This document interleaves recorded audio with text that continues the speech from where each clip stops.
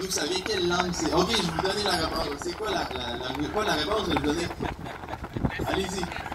Nous, on dirait que c'est la place où le fleuve serait resté. Excellent, excellent. Et c'est ça, c'est de quelle langue? De quelle langue? C'est du Wendat. C'est de l'algonquin. C'est très proche. On va donner le 10 points, good job. Donc, ça signifie là où le fleuve se rétrécit en algonquin, que les gens qui étaient ici avant les Français, avec les Français et les Américains,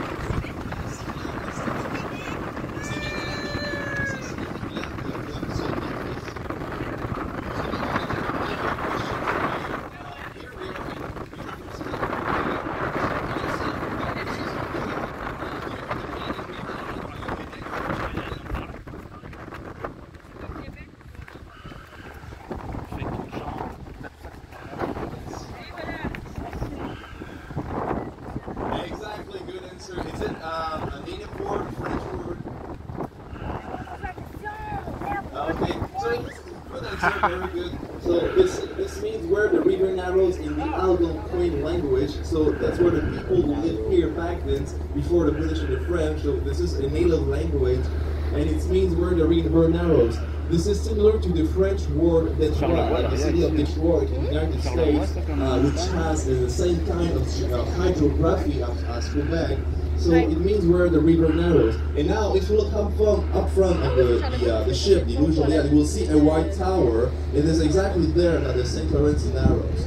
So, for instance, me, I'm from the eastern part of the province, and the St. Lawrence is very wide back there. So we can almost not see the other side of it. But here, for instance, on the right side we have Lévis, and on the left side we have Quebec. So this is very narrow. So Quebec means where the river narrows. Donc, je mentionnais en anglais que si vous regardez maintenant à l'avant droite du bateau, vous allez apercevoir une courbe blanche. Et c'est exactement à cet endroit-là que le fleuve Saint-Laurent se rétrécit.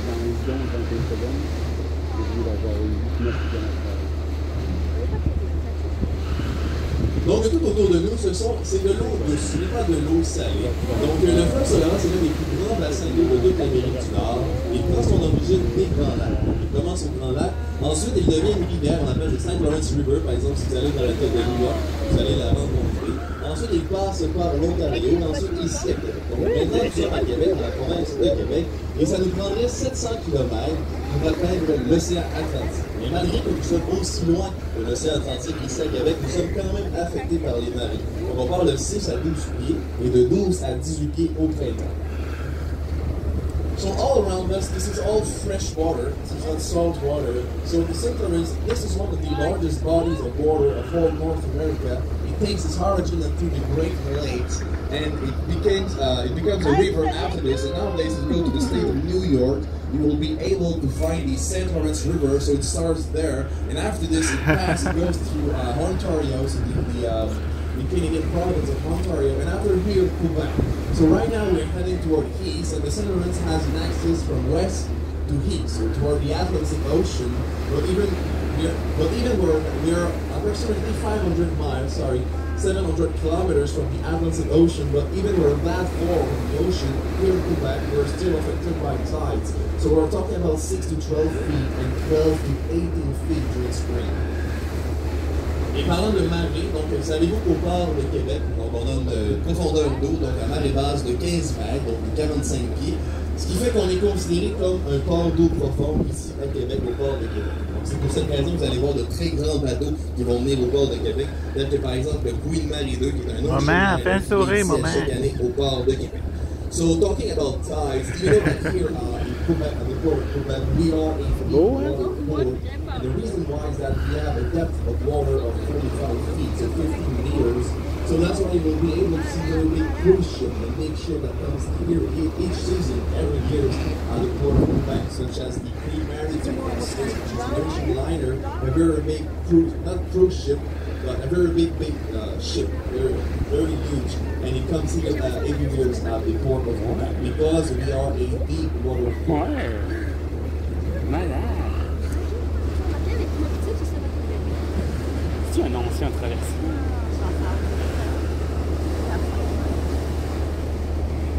C'est tellement beau, t'as le vieux, t'as le vieux.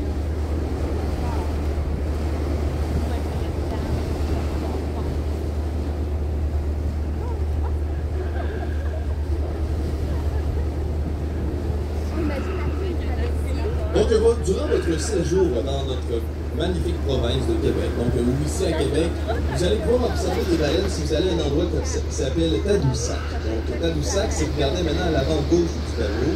Vous prenez l'autoroute qu'on appelle l'autoroute 138, vous allez tout droit, vous allez atteindre la ville de Tadoussac, également Baie-Sainte-Catherine. Et à cet endroit-là, vous allez pouvoir embarquer sur un bateau. Et sur le bateau, vous allez pouvoir faire l'observation de baleines, telles que la baleine bleue, le orcal commun, le beluga et le cachalot. Donc, ils vont aller dans cette région-là.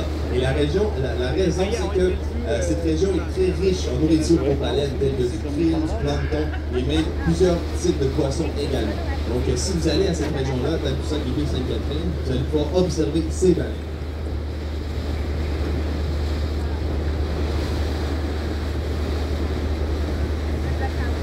So ladies and gentlemen, during your time here in our province of Quebec, if you want to see whales, you can. So basically, up ahead on the left of the road, you have the Highway 138, and if you take that highway and you head toward east, you will end up at a city called Tadoussac, also based in Catherine.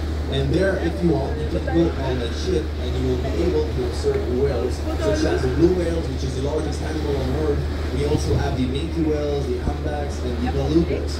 So they will go on that place, that region. They will enter the St. Lawrence from the oceans, but they will not come as far as Quebec. But they will go there, and the reason why is that during summer, it is very nice for them to go there because it's rich food for whales, such as krill, planktons, and also many types of fish.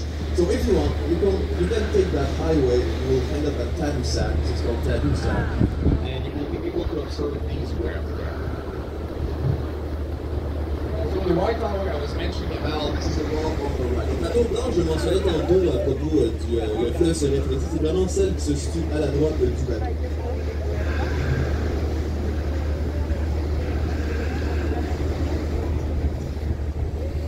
Donc maintenant, si vous regardez à la droite du bateau, à l'avant-droite, vous allez apercevoir une bouée. Donc sur le Saint-Laurent, on compte 17 000 bêtes visuelles telles que ces bouées-là. Donc pas seulement des bouées, mais en total, on a 17 000 bêtes visuelles.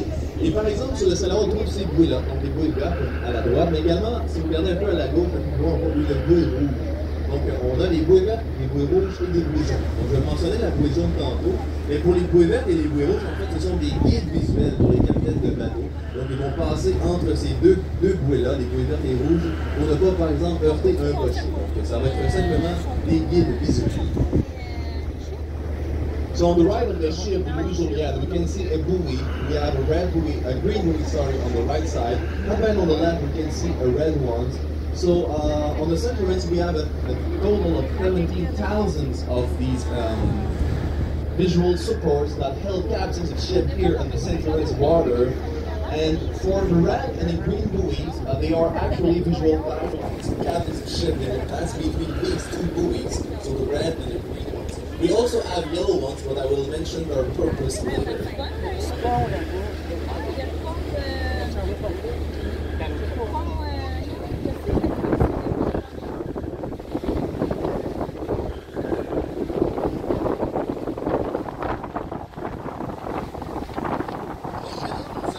Lentement, mais sûrement, si vous regardez maintenant à l'avant droite du bateau, vous allez apercevoir des entrepôts, des hangars, des quais. Donc c'est un chantier naval, c'est le chantier des quais. C'est l'un des plus anciens et des plus grands de toute l'Amérique du Nord. Il a été construit en 1825. Donc il a été fondé par Alison Davy, un de bateaux de l'époque. Et aujourd'hui encore, nous faisons la construction, la réparation de bateaux de toutes sortes. Il était même actif durant la Seconde Guerre mondiale dans la construction de corvettes militaires. Et sachez que c'est sur ce chantier-là, le chantier naval Davy qui se situe à l'avant droite du bateau, que nous avons construit notre bateau de Louis-Joliet. Et à l'époque, il était beaucoup plus petit. Il servait simplement de navette concurrente que Québec et Davy. Vous avez sûrement remarqué ce type de bateau au port de Québec. Et après maintes modifications sur le Louis-Joliet, nous avons maintenant une capacité de 1000 passagers. Nous avons 4 ponts.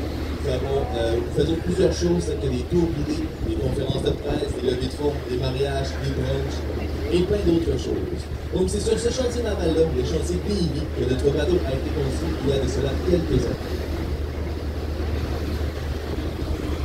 So right now, ladies and gentlemen, if you look up on the right wall, we can see hangars, cranes, and dry docks. So this is a shipyard called the Davy Shipyard. It is one of the oldest and also largest shipyard of whole North America. It was started in 1825 by Alison Davy, the captain of the ship. And it was also active during World War II in the constructions of warships, for instance.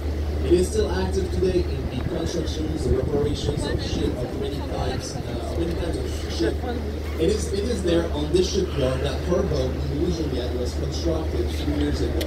And back then it was only ferries between Quebec, Lévis. So it was way smaller. And after modifications, so a few years ago, the Louisiana was modified. So now we have 4 decks. The ship is huge. It's bigger. Sorry.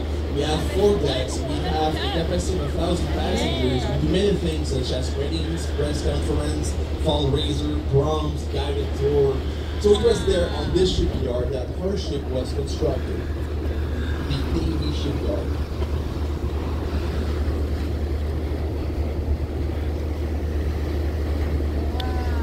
J'aimerais, mesdames et messieurs, que vous portiez attention encore sur le chantier naval Davy. Donc, vous avez mentionné qu'il faisait la construction de navires de guerre. Si vous regardez précisément, donc si vous regardez, faites attention, vous allez apercevoir la forme d'un bateau. Donc, c'est un bateau qui s'appelle le NCSM Toronto. Et ils sont en train de travailler dessus en ce moment au chantier naval Davy. Et la raison pour laquelle ils l'ont recouvert de bâches blanches, c'est qu'ils veulent empêcher les gens de prendre des photos et de les publier sur les réseaux sociaux. Quand le travail va être terminé, ils vont simplement enlever cette bâche blanche et dévoiler le navire de guerre au grand public. So right now, if you look up ahead on the right, you can see the shape of the boat. So please everyone, pay attention, look on the Davy Shipyard. You will see the shape of the boat. So this is a warship. So I mentioned about the warship there on the Davy Shipyard called the HMCS Toronto. So this ship is called the HMCS Toronto, which means His Majesty Canadian Ship. And they're currently working on hung it right now. And the reason why they put that white tarp over it is that they don't want people to take pictures of it. For instance, drones or something like this. And when the ouais, je vais mettre je vais vous envoyer ça la vidéo. Over on the ship, they will simply take off that white tarp and show the warship to the public.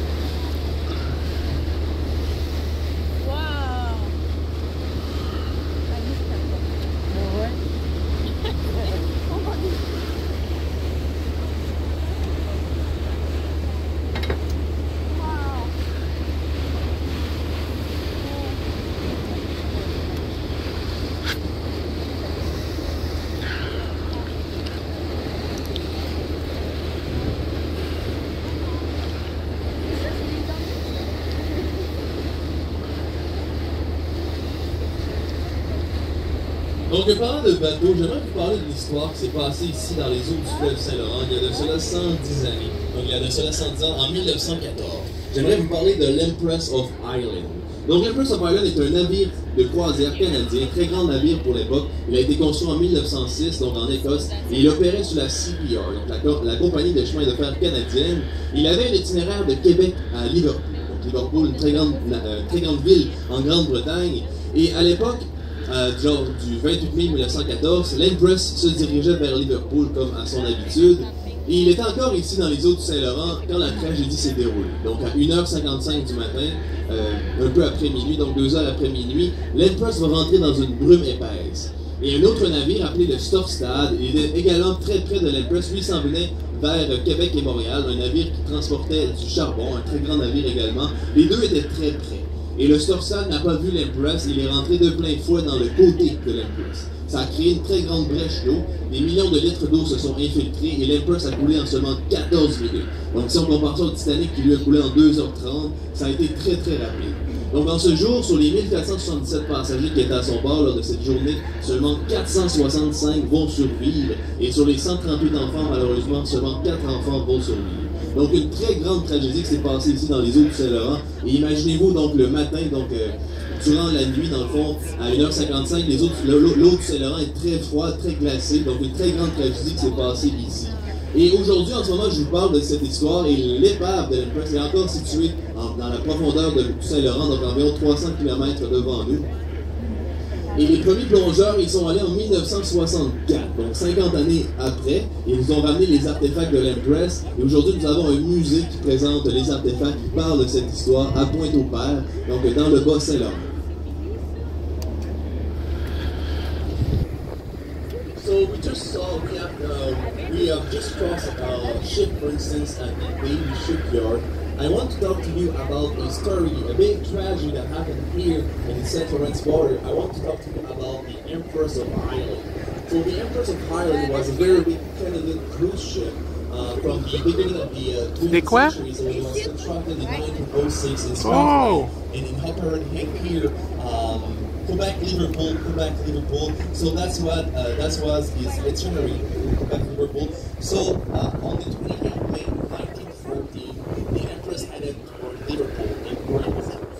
So at 1:55 a.m., the Empress of Ireland was still here on the St. Lawrence waters. It was 2 hours after midnight. They entered a big fog, and another ship called the Storstad, ship carrying coal, a very big ship. This ship was heading toward Montreal and Quebec, and these big ships were very near that fog. And unfortunately, the Storstad didn't see the Empress. So it went directly to the south pit, and the Empress sank in 14 minutes. So this could happen ever since it was very quick. Maybe on midnight,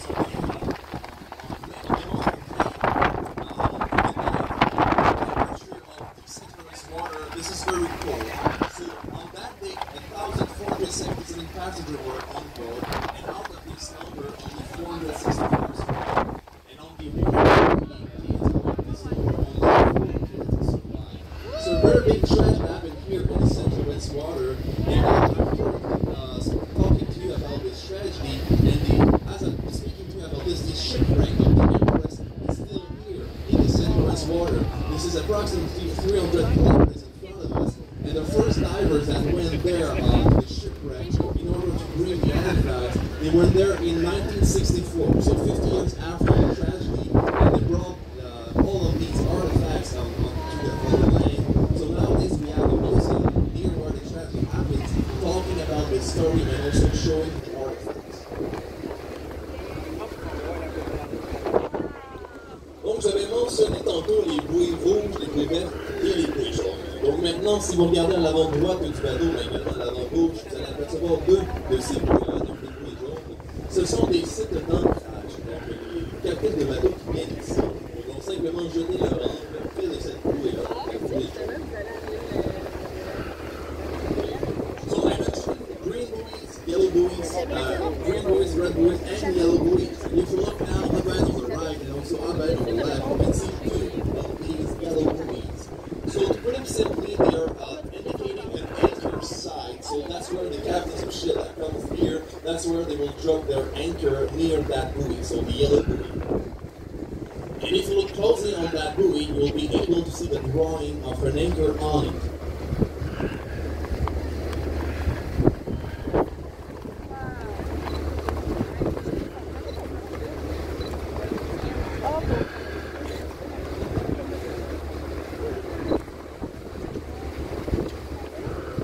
Mesdames et messieurs, maintenant ça commence à devenir intéressant, ça commence à devenir beau, car si vous regardez à la droite du bateau, vous allez apercevoir une magnifique île qui s'appelle l'île d'Orléans. Donc ici, c'est l'île d'Orléans. L'île d'Orléans, 34 km de long pour 9 km de large, elle compte 6 paroisses. Et par exemple, à notre droite, nous avons une de ces paroisses, donc à la pointe de l'île, qui se nomme Sainte-Catherine. Donc, si vous allez sur l'île d'Orléans aujourd'hui, ça prend environ 15 minutes environ du centre-ville de Québec. Vous allez pouvoir faire ce qu'on appelle au Québec le tour de l'île, donc tel que la chanson de Félix Leclerc, le fameux musicien qui a habité sur l'île par exemple. Et ça prend environ 2 heures, 2 heures et demie, et c'est super beau à voir, car l'île ne possède pas de centre urbain, pas de fast-food de fast-food franchisé, pardon. Et c'est vraiment authentique, vraiment réussi, c'est super beau à voir. Et sur l'île, quand vous allez passer, vous allez faire le tour de l'île, vous allez découvrir leur culture, leur histoire, mais surtout leur nourriture. Car sur l'île d'Orléans, elle possède un très bon microclimat pour la pousse de nombreux fruits et légumes. Donc par exemple, les fraises de l'île d'Orléans, elles viennent de là, donc de l'île d'Orléans, bien sûr à notre droite. Donc c'est très connu ici au Québec, les fraises de l'île d'Orléans. Mais non seulement cela, nous avons également, par exemple, la production de nougat. On fait également du pain ménage, on fait également du sirop d'érable, du miel, divers types de chocolat, de la liqueur de cassis, divers types de vins également, tels que le vin de glace. La raison pour laquelle on l'appelle vin de glace, c'est que c'est une recette qui vient d'Allemagne, dans le fond, à l'époque. Et on va recueillir les raisins, donc un raisin blanc à moins de 10 degrés durant l'hiver. Donc ça donne un vin blanc, donc un vin de glace. Ça s'appelle comme ça, c'est super bon. Également le fromage paillasson, qui est une vieille recette qui elle date de 1172. On le fait sur l'île ici, l'île d'Orléans. Donc vous allez faire cuire le fromage dans la poêle. Et c'est le fromage de Citraquette. Donc c'est super bon également à manger avec de la viande par exemple. Mais parlant d'histoire, donc sur l'île d'Orléans, les premiers colons qui sont venus ici sont venus s'installer dans les années 1650. Ils sont venus sur l'île. Donc on parle d'environ 13 générations qui habitent depuis. Environ 300 familles nord-américaines peuvent retracer leurs origines sur l'île d'Orléans. Donc ça a été l'un des premiers endroits à être colonisé par les Européens lors de leur arrivée dans le Nouveau Monde. Et pour ceux qui ont remarqué, l'île d'Orléans sépare le fleuve Saint-Laurent en 2 chenaux. Présentement, nous sommes dans le chenal nord, nous dirigeons vers le pont de l'île. Et les grands bateaux, eux, ils vont passer dans l'autre chenal, donc le chenal sud, qui est celui de l'autre côté de l'île. Et la raison, c'est que si vous regardez devant nous, nous avons un pont. Et le pont n'est pas assez haut pour permettre aux capitaines, et aux bateaux en général, de passer, car ils pourraient heurter ce pont. Donc ils savent, ils connaissent l'endroit, donc ils vont passer de l'autre côté, le chenal qui est de l'autre côté de l'île, le chenal sud. Donc, pour toutes ces raisons, l'équitation également, la pêche, la nourriture, l'histoire, c'est d'échapper au stress de la vie mondaine, au stress de la vie urbaine, je vous conseille de faire un tour sur l'île d'Orléans. So right now, if you look on the right side of the boat, we can see this is a beautiful island called the Islands of Orleans, similar to New Orleans in the USA. This island is 22 miles long by 6 miles wide. It has 6 parishes. For instance, on the right, you can see one of these parishes called Saint Petroni. So if you go there, you will be able to do what we call here the tour of the islands. So it takes approximately 2 hours, 30 minutes. You'll pass through all of these 6 parishes, you will see their culture, their history, their foods.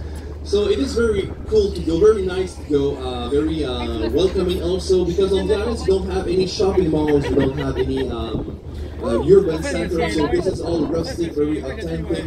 This is very beautiful to go. So talking about foods, this island has a very good microclimate for the growth of fruits and vegetables. So for instance, here in Quebec, this is very renowned. We talk about the strawberry from the islands of Orleans, so that's where they came. But not only fruits and vegetables, many other things, such as maple syrup, nugget, chocolate, blackcurrant liquor, many types of wine, also ice wines, for instance. Also the Python cheese, which is a cheese that you will grill in the pan. This is very good. This is similar to Rackford cheese. And not also food, but also soap, for instance, homemade soap. So they will harvest their home lavender on the island, and they will produce soap with this lavender, for instance. And talking about history, the first settlers that came here in the 1650s, they settled there on that island, the islands of Orleans, and up to 13 generations of people still live there, so their hair still live there on this island. We talk about approximately 300 North American families that can retrieve their roots back on the islands of Orleans.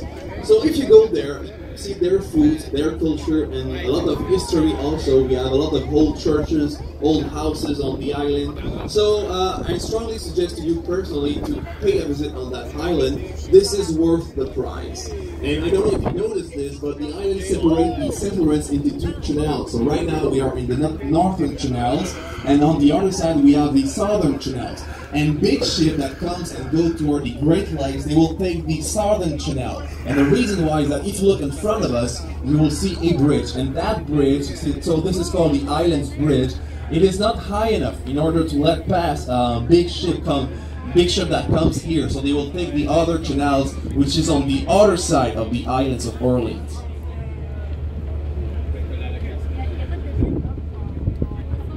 So talking about that bridge, it is not that high, but it is pretty long. So this is 4.3 kilometers, 2.75 miles long. It has been here for 89 years, so it was constructed in 1935. And back then, just for you to know, people were crossing from one shore, so toward, from the island shores toward Quebec shores by foot. So during winter, a natural ice bridge was there on the St. Lawrence, and people were crossing from one shore toward the others. Also with horse pull sleigh, I think we call it like this. Horses will go on the St. Lawrence also during winter. And nowadays the ice is not thick enough in order to let people do this. Also the many laws prevent this, so this is very dangerous to do. But before the construction of that bridge, it was very common for people to cross from the islands of Orleans toward Quebec shore by foot. Donc, parlant du pont de l'île d'Orléans, si vous regardez devant nous, il est pas assez pour permettre aux navires de passer, les grands navires, mais il est assez long, donc il est de 4,3 km. Il a été construit en 1935, et avant 1935, sachez que les gens traversaient simplement de la rive de l'île d'Orléans à la rive de Québec à pied. Donc, je m'explique, durant l'hiver, un pont de glace se formait sur le fleuve Saint-Laurent et c'était courant pour les gens de traverser d'une rive à l'autre. Donc, par exemple, en chevaux également, donc les chevaux passaient ici et également les gens en raquettes. Donc, c'était très courant de faire ça avant la construction de ce pont. Mais aujourd'hui, la glace n'est pas assez épaisse pour permettre ceci, donc les gens ne peuvent plus faire cela. C'est même illégal de le faire. Donc nous les attendons tous avec grande impatience. Donc je parlais de l'île d'Orléans qui est super belle, mais également les chutes Montmorency, donc qui se trouvent maintenant à l'avant-gauche du bateau. Donc petite question pour vous, pensez-vous qu'elles sont plus hautes ou elles sont plus basses que les chutes Niagara? Plus basses. Est-ce que ces chutes sont plus hautes? Non, elles sont pas plus basses, elles sont plus hautes en fait. Elles sont 83 mètres de haut, donc elles sont 30 mètres de plus haut que les chutes Niagara. Elles ne sont pas autant larges et puissantes, mais elles sont plus hautes. Et au-delà de cette colline, vous allez avoir la rivière Montmorency, donc qui se jette dans le fleuve Saint-Laurent. Et le meilleur moment pour prendre la photo de la chute Montmorency, ça va être quand la chute va être entre les deux piliers du pont. Donc je vais vous dire exactement quand ça va être le meilleur moment. So, ladies and gentlemen, we have just seen the beautiful islands on the right. But if you look closely up ahead on the left, we can see beautiful waterfalls. So I have a question for you guys. Do you think these waterfalls are natural? Ouais, les chutes. Gâche tout.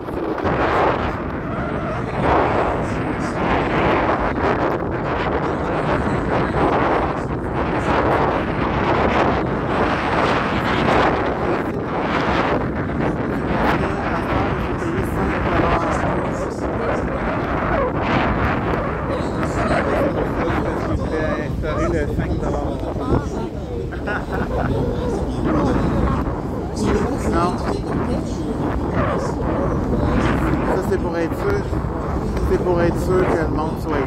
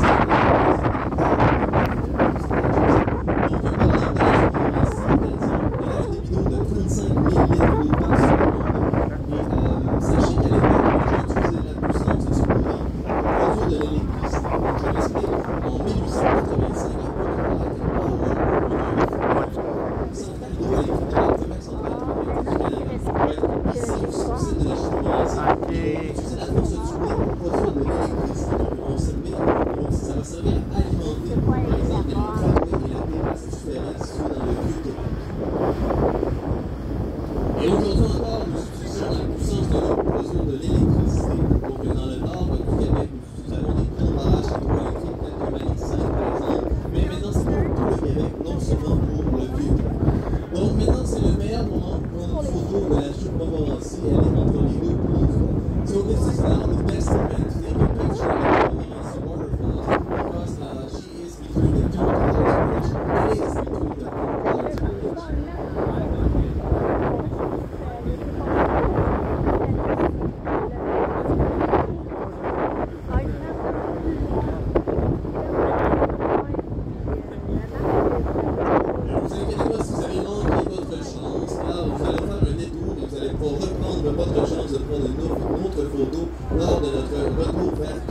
Don't worry if you miss your chance to take a picture. Mais moi, je l'ai en vidéo. Je l'ai en vidéo, en tout cas. C'est ça. Donc, si vous regardez attentivement sur le site de la chute de Montmorency, vous allez apercevoir à son bas un bâtiment gris. Donc, ce bâtiment-là, dans le fond, c'est là que vous allez être accueilli en tant que touriste si vous voulez la voir de plus près. Nous avons également en haut un manoir appelé le manoir Montmorency avec un toit bleu, donc la maison blanche et jaune. À l'intérieur, vous allez avoir un restaurant. Il y a aussi François Donc, sur le Montmorency. site également, nous avons un téléphérique, nous avons un pont suspendu et plusieurs choses qui peuvent vous amener. Donc, le pont suspendu, par exemple, vont vous amener par dessus la traversée d'en haut. Également, le téléphérique qui va vous amener d'une paroisse à une autre. So if you look closely on the Montmorency waterfall side, you will see under it a great building. So that's where you'll be welcome as a tourist if you want to see it from a closer distance. And also up that hill we have a manor called the Montmorency Manor, and inside you have a restaurant. So this is like the house with the blue roof. We also have a suspended bridge that goes over the waterfall. So if you want to pass over that waterfall, you have a suspended bridge. We also have a zip line and people What's that?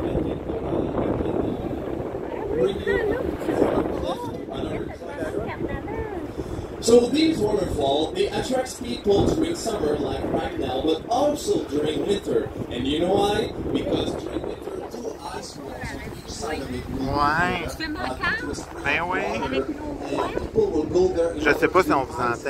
Si tu mettrais une petite musique. Non, mais parce que là, c'est des niaiseries ou on en dit pas?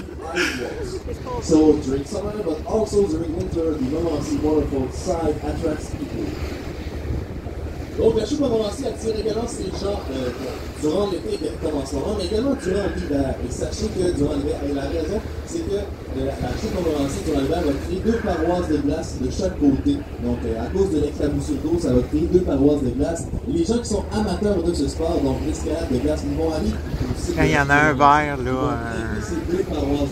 C'est pas la chute elle-même qui va geler, mais c'est 2 paroisses qui sont de chaque côté. Donc, mesdames et messieurs, je vais simplement prendre une petite pause d'environ 7 à 8 minutes. Je vais circuler sur le bateau. Donc, si vous avez des questions à poser, je vais prendre une photo avec un plaisir de prendre une photo et de répondre à vos questions. Donc, je vais être de retour. Oui, merci à tous. So, ladies and gentlemen, I will simply take an after break, so approximately 7 to 8 minutes. So, if you have questions,